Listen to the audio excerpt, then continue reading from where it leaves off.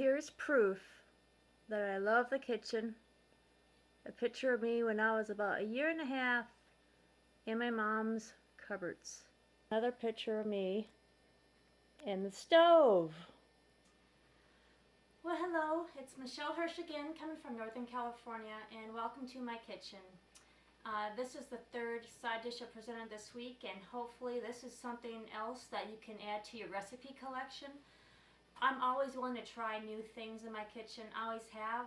I learned that from my father, but today I'm going to be making a fruit broccoli slaw for you. It's very easy to make. First we're going to start off with adding a package of shredded broccoli, and you can buy this from the store. It's pre-shredded. Now to that I'm going to add sliced up fresh mangoes. So here's a mango. I already had it. I bought it in large slices. Now if you want to take a whole mango and slice it down yourself, that's fine. But you just want it in skinny little strips. I've already sliced up about a cup. I'm just going to add that on top. And then to this I'm going to add about 4 or 5 little baby carrots. I sliced up in small little pieces. I've taken 1 large apple. I've already sprinkled the apple with a little lemon. The lemon will prevent the apple from going brown, so it makes it more presentable because you don't want brown apples in your dish. But the apple slices are very thin. And I used a Granny Smith, but you can really use anything you want. North. Nice and thin.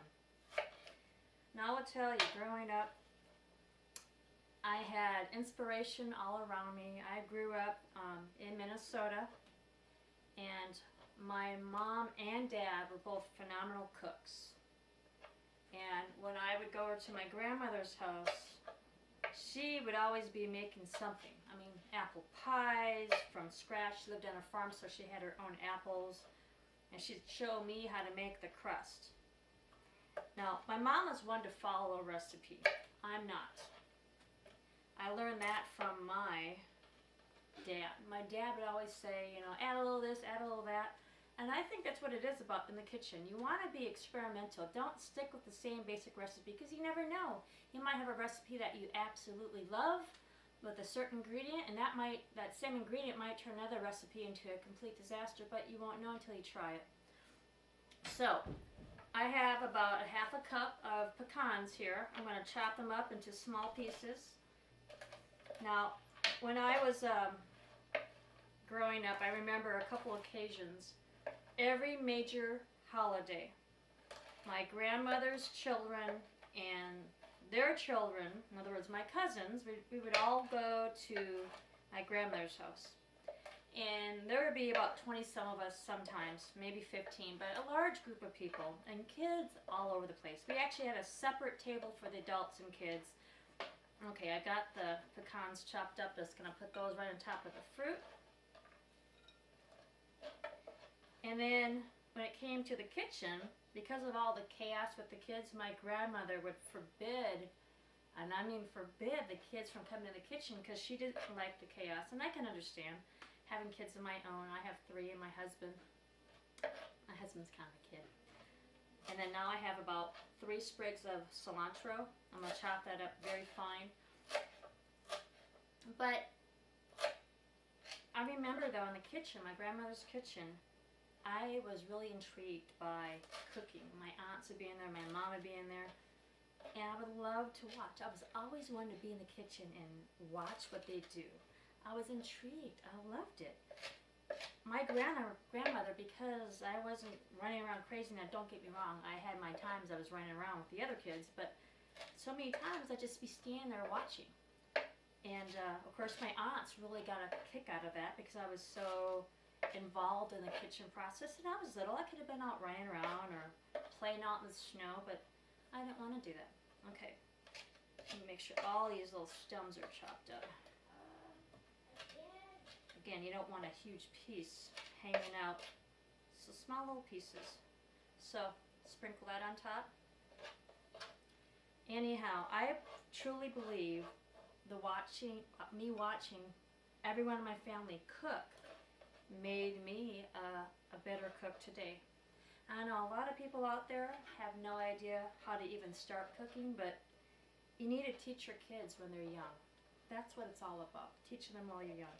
Okay, right here, I have a very small scallion I've already chopped up. I'm going to add this to the mixture. I have about a tablespoon of lemon zest, a tablespoon of, lime zest, and then lemon zest. And then I have a blender here. In the blender, also forgot to mention, I have about 1/3 cup of dried cranberries I soaked in raspberry juice. I'm going to add that to this mixture. Now if you have juice at the bottom, you can actually add this to the sauce mixture.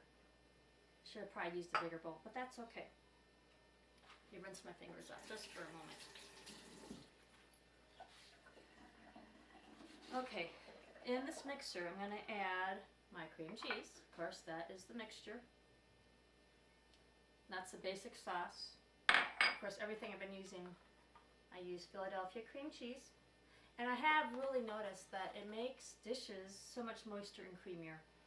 Some dishes I've always used cream cheese, and other ones I'm always now experimenting with it because it does add that extra quality to your dish. Now, I have about 1/3 cup of mayonnaise with about a teaspoon of Dijon mustard right on top. Add that to the cream cheese mixture. I have 1/3 cup of milk.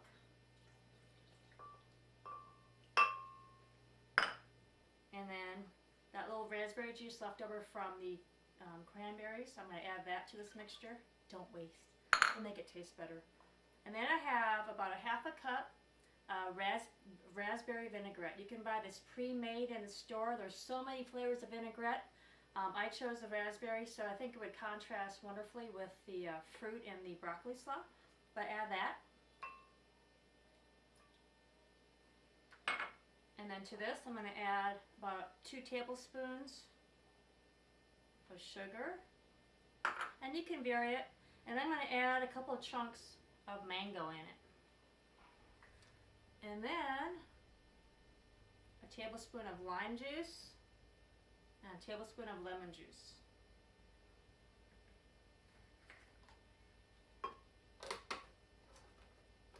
Put this on high for a while. Now, you need to watch it. You need to stir it as it goes along. If it doesn't tend to stir that well, you may need to add a little bit more milk, but not too much. You don't want it super runny. Now, just before, that looks wonderful. Now, I have about a tablespoon of poppy seeds. Add that, just a quick mix.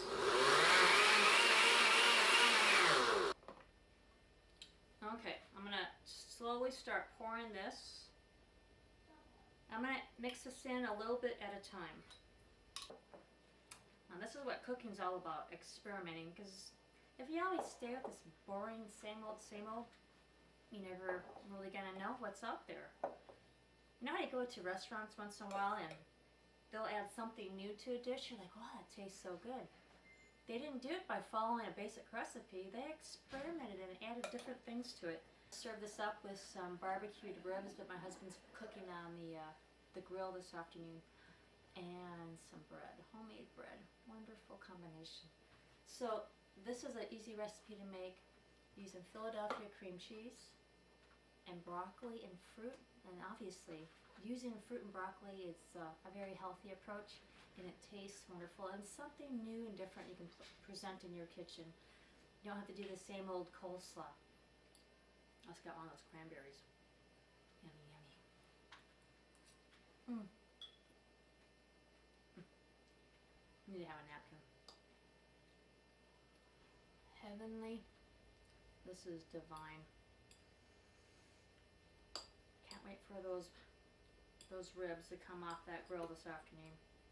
Because when they do, serving this with those ribs, the two will pair wonderfully together.